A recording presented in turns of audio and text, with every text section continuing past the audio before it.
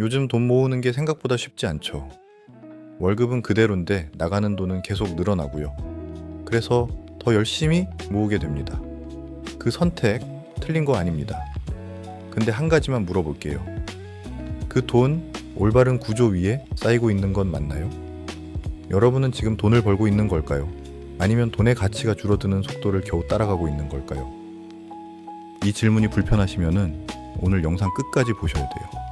불편함이 생각의 시작이거든요. 대부분의 사람들은 인플레이션을 물가가 오르는 거라고 알고 있어요. 그게 틀린 건 아닌데 그게 본질은 아닙니다. 물건이 비싸지는 게 아니라 돈의 가치가 떨어지는 겁니다.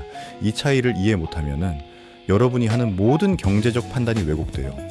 원리를 왜곡해서 알면은 실행도 100% 왜곡되는 거랑 같은 거예요. 짜장면이 5,000원에서 8,000원이 된 게 짜장면이 더 맛있어져서가 아니잖아요. 밀가루가 귀해져서도 아니에요. 돈이 많아진 거예요. 돈이 많아지니까 돈 한 장의 무게가 가벼워진 거예요.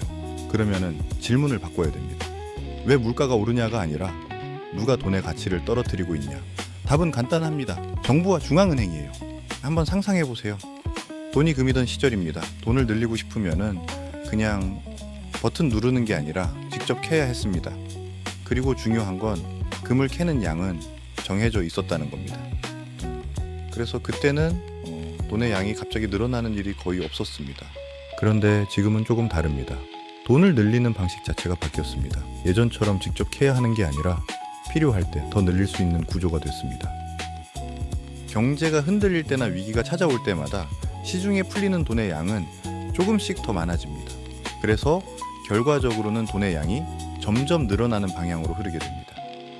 시중에 풀린 돈의 총량이 2000년에 700조였어요. 올해 2월 기준으로 4600조를 넘었습니다. 역대 최고치예요. 26년 만에 6배가 넘는 돈이 풀린 겁니다. 혹시 여러분 월급이 6배가 됐나요? 안 됐잖아요. 돈은 6배가 늘었는데 여러분한테 온 건 그중 일부예요. 그럼 나머지는 어디로 갔냐가 진짜 질문입니다.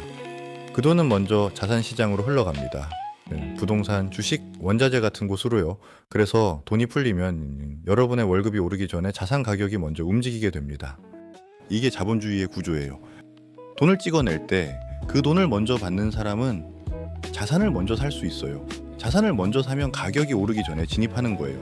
나중에 그 돈이 시장에 퍼져서 물가가 오르면 먼저 산 사람은 이미 올라탄 상태고 늦게 받는 사람은 비싸진 가격을 마주하는 거죠. 이건 음모론이 아닙니다. 자본주의 구조예요. 캔틸런 효과라고 해요. 돈이 풀리는 순서에 따라 이익과 손해가 갈리는 구조. 여러분이 성실하게 일해서 월급을 받는 건 이 순서에서 가장 마지막입니다. 그래서 말하는 거예요. 이건 여러분 잘못이 아니라고. 구조의 문제라고. 근데 여기서 멈추면 안 돼요. 이제 구조가 그렇다까지만 이해하고 끝나면 아무것도 안 바뀌어요. 이해했으면은 행동이 달라져야 합니다. 지금 대부분의 사람들이 하는 행동이 뭐냐면요. 열심히 일합니다. 그리고 절약해요. 소득이 발생하면 은행에 전부 넣어요. 그런데 이건 부모님 세대의 공식이었어요. 성실하면 된다. 저축하면 된다. 그리고 그 시대에는 실제로 됐어요. 금리가 10%가 넘던 시절이 있었으니까. 은행에 넣어두기만 해도 돈이 불었어요. 근데 지금 숫자를 한번 볼게요. 정기예금 금리가 지금 한 2.7%에서 3% 사이예요. 물가 상승률이 올해 3월 기준으로 2.2%예요.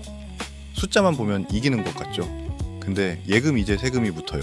이자 소득세 15.4%, 3% 금리라고 해도 세후로 받는 건 2.5% 정도예요. 여기에 물가 상승률 2.2%를 빼고 나면 실질 수익은 약 0.3% 수준입니다. 결국 1,000만 원을 1년 묶어둬도 실질적으로는 3만 원 정도 버는 셈입니다. 근데 이것도 정부가 발표하는 공식 물가 기준이에요. 여러분이 체감하는 물가, 밥값, 커피값, 교통비 이런 건 2.2%가 아니잖아요. 체감 물가로 따지면 예금 이자는 물가를 못 이기고 있는 겁니다. 여러분은 은행에 돈을 넣어두면서 돈을 불리고 있다고 생각하시지만 실질적으로는 매년 제자리이거나 오히려 뒤로 밀리고 있는 겁니다. 숫자는 늘어나는데 가치는 줄어들고 있는 거예요. 이걸 모르면은 성실함은 치명적인 덫이 됩니다. 열심히형 인간이 구조형 인간을 못 이기는 이유가 여기에 있어요. 노력의 양이 결과를 만드는 게 아니라 노력이 올라가 있는 구조가 결과를 만드는 거죠. 예를 들어 볼게요. 인구 구조를 보면은 답이 나와요. 인구는 예측이 아니에요. 이미 정해진 숫자예요. 한국 합계 출산율이 2023년에 0.72로 역대 최저를 찍었어요. 올해 들어 소폭 반등해서 1월에 0.99까지 올라오긴 했어요. 근데 이걸 보고 회복되고 있구나, 이렇게 보시면 안 됩니다. 인구가 유지되려면 2.1이 필요해요. 0.99는 절반에도 못 미치는 숫자예요. 세금 내는 사람은 줄어들고 있고 연금 받아야 하는 사람은 늘어나고 있어요. 정부 재정 축에 따르면은 국민연금은 2041년에 적자로 전환되고 2064년에 기금이 바닥납니다. 올해부터 보험료율을 올리기 시작했는데 그래도 바닥나는 시점을 8년 늦춘 게 전부예요. 이 불균형을 정부가 어떻게 메우겠어요? 세금을 올리거나 연금을 줄이거나 아니면 돈을 더 찍어내거나 세 가지 중 하나예요. 그리고 역사적으로 정부가 가장 쉽게 선택하는 건 세 번째입니다. 돈을 찍어내는 거예요. 왜냐면은 눈에 안 보이니까. 세금을 올리면은 사람들이 바로 반발하잖아요. 근데 돈을 찍어내면은 아무도 몰라요.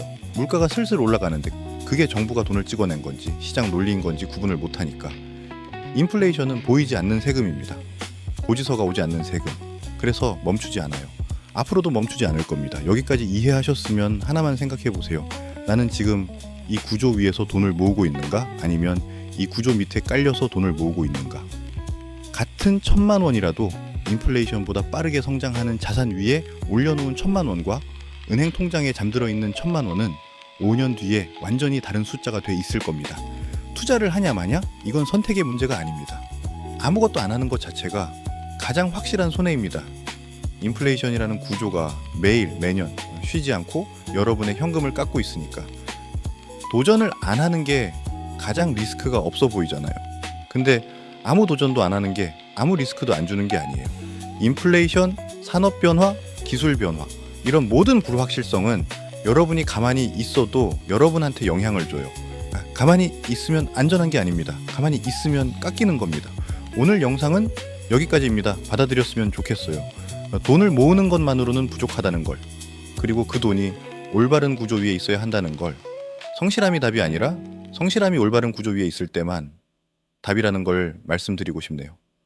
다음 영상에서는 그 구조가 구체적으로 뭔지, 자산을 방어하고 증식시키는 방법들을 풀어보겠습니다. 돈은 벌어서 바뀌기보단 기준이 바뀐 순간부터 다르게 흐릅니다. 여러분의 기준이 오늘 바뀌었길 바랍니다. 다음 영상에서 뵙겠습니다.